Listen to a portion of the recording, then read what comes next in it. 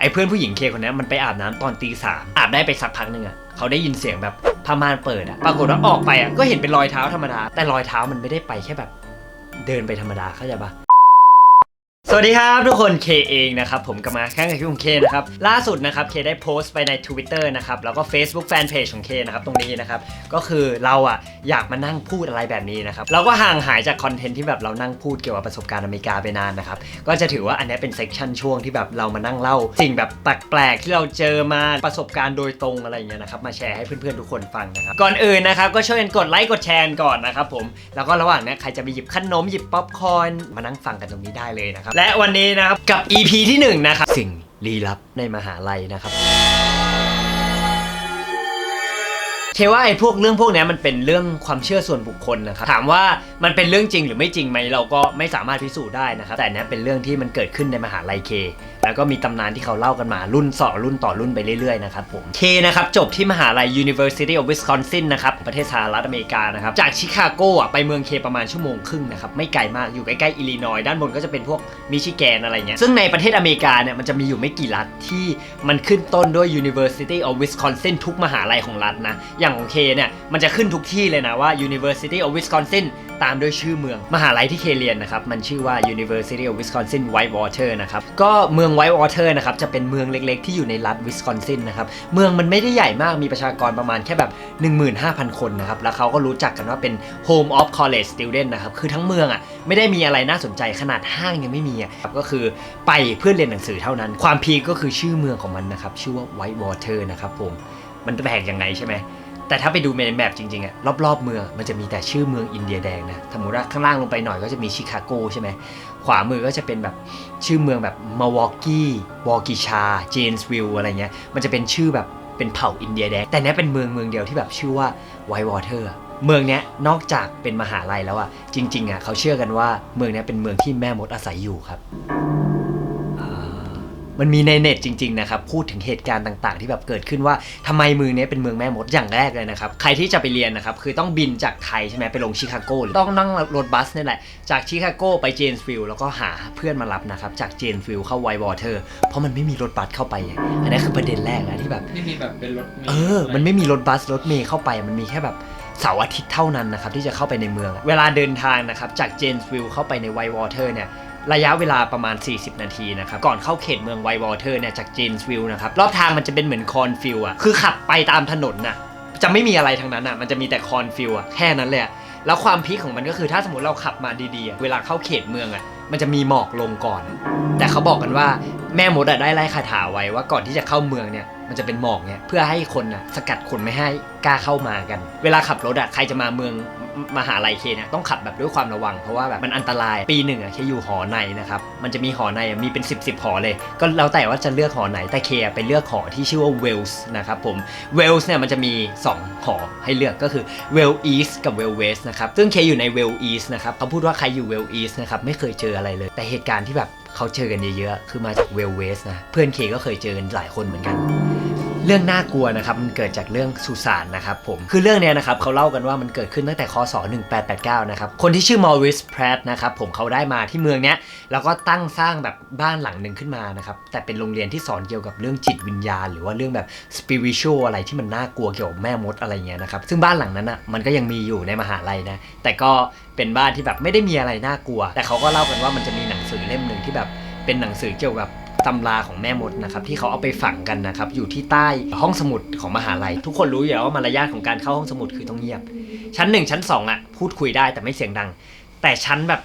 -1ต้องเริ่มเงียบ-2เงียบมาก-3ห้ามมีเสียงเด็ดขาดอย่างเงี้ยแต่เขาบอกว่าชั้นล่างสุดมันจะมีห้องหนึ่งที่ล็อกเอาไว้ด้วยกุญแจแล้วก็เก็บหนังสือเล่มนี้เอาไว้เคยมีนักเรียนแอบไปเปิดอ่าน3คนแล้วก็มีโปรเฟสเซอร์แอบไปเปิดอ่านหรือว่าอะไรเงี้ยปรากฏว่า4คนนี้ก็ทำการฆ่าตัวตายทั้งหมดใช่เหรอและอีกคนหนึ่งที่เปิดอ่านมีคนหนึ่งรอดแต่ปรากฏว่าอยู่ในโรงพยาบาลจิตวิทยาไปเลยก็คือบ้าไปเลยแต่ถามว่าเคอยู่มาเคยเจออะไรไหมไม่เคยเจอนะแต่นี่เป็นเรื่องเล่าที่เขาเล่ามาความแปลกของมันไอมหาลัยเนี้ยมันล้อมไปด้วยสุสาน3อย่างนะครับเรียกว่า Triangle of Death นะครับคือมันจะมีอันนึงอยู่ใจกลางมหาลัยเลยคือในสุสานมหาลัยถ้าจำไม่ผิดมันจะมีชื่อว่า Oak Grave นะครับ Hillside แล้วก็มี Calvary นะครับแล้วมหาลัยอยู่ตรงกลาง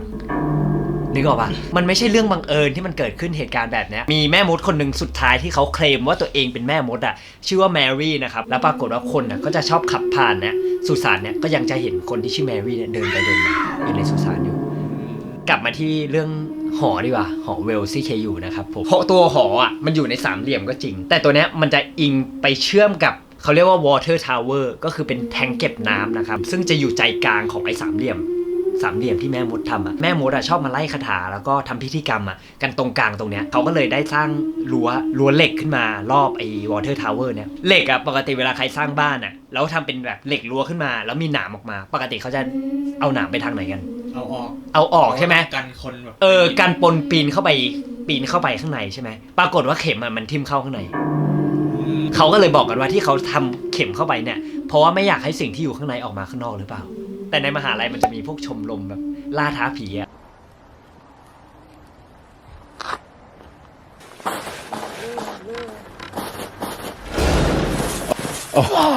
ก็ด้วยความที่เราไม่เชื่อเขาว่าแบบไปกัน5 คนก็ถือกล้องไปแล้วแบบถ่ายติดนู่นติดนี่อะไรเงี้ยแต่เราก็ไม่เชื่อไงเราคิดว่ามันต้องมีคนอีกคนมาเซตเพื่อเอากระแสอะไรเงี้ยจนแบบมีเพื่อนคนหนึ่งที่เราสนิทเนี่ยอยู่เวลเวสนี่แหละไม่ได้เชื่อเรื่องพวกเนี้ยคือเรื่องมันเกิดที่ว่าไอ้เพื่อนผู้หญิงเคคนนี้มันไปอาบน้ำตอนตี 3แล้วห้องน้ำอ่ะมันจะไม่ได้มีห้องน้ำอ่ะในตัวห้องนอนมันจะเป็นห้องน้ำแชร์ทุกวิวอ่ะของกระจกฝั่งเนี้ยของเวลเวสอ่ะมองออกหน้าต่างไปอ่ะจะเห็นไอ้วอเตอร์ทาวเวอร์เนี้ยเวลานั้นอ่ะตี 3มันไม่มีใครมานั่งเข้าห้องน้ำแล้วเขาก็เข้าไปอาบน้ำคนเดียวที่เขามาเล่าให้เคฟังนะคือห้องน้ำที่มหาลัยนะครับเวลาอาบน้ำเนี่ยมันจะมีห้องอาบน้ำอยู่ประมาณ 5-6 ห้องนะมันอ่ะเข้าไปอาบน้ำห้องริมสุดอาบได้ไปสักพักนึงอ่ะเขาได้ยินเสียงแบบผ้าม่านเปิดอ่ะ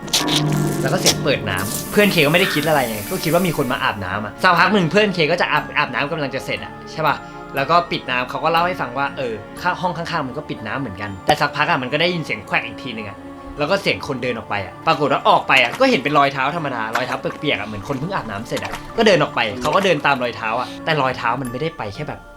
เดินไปธรรมดาเข้าใจป่ะคือรอยเท้ามันจะเป็นแบบเดินตามพื้นอ่ะสักพักนึงอ่ะมันก็ขึ้นกำแพงอ่ะใช่เหรอแล้วก็รอยเท้าไปอยู่ไอ้ฟุตพริ้นท์เนี่ยไปอยู่บนหลังคาเข้าใจป่ะไปอยู่ตรงหลังคาด้านบนนะเพื่อนมันก็เลยกรี๊ดออกมาแล้วก็จะมี RA ก็คืออะไร Resident Assistant เขาก็วิ่งออกมาดูกันคือชั้นหนึ่งจะมี2 คนเขาถามว่าเกิดอะไรขึ้นเขาก็บอกว่ามีคนมาอาบน้ำแล้วก็เจอเนี่ยฟุตพริ้นท์เนี่ยอยู่ข้างบนกำแพงแต่เวลาทุกคนมากันนะแล้วมองขึ้นไปไม่เห็นอะไรนึกออกปะ